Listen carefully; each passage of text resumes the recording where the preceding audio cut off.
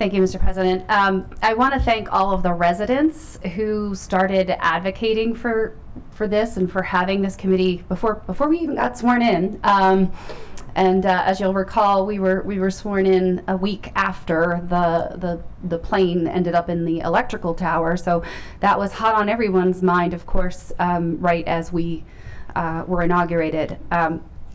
There have been a bunch of different issues that I have been asked about. I know other council members have been asked about over time related to noise and safety issues regarding the Airpark's usage. For instance, I met separately with residents. I've met separately with the NAACP's Montgomery County chapter last month to talk about that, because some of those members live in or around the Airpark and had questions.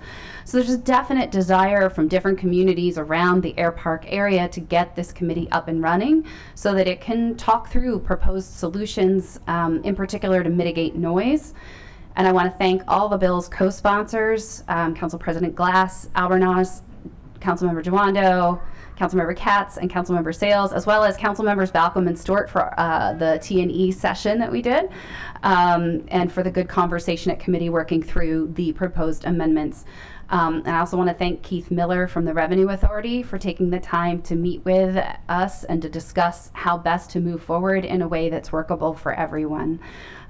So to recap this, there was a prior committee or commission, the Airpark Liaison Committee, that started in 1990 and then was disbanded around the same time during COVID, that the particular type of touch and go operations that produce the most frequent flyovers in that immediate residential area started to increase. And that's based on data that was provided to the county through Vianair, who was a consultant hired by the county to do a report that was commissioned last year.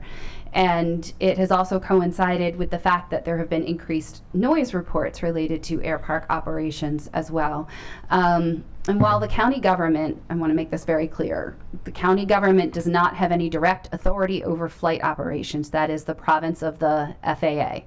The advisory committee and having this available, these are commonplace in areas that surround airports, and large and small around the country, everywhere.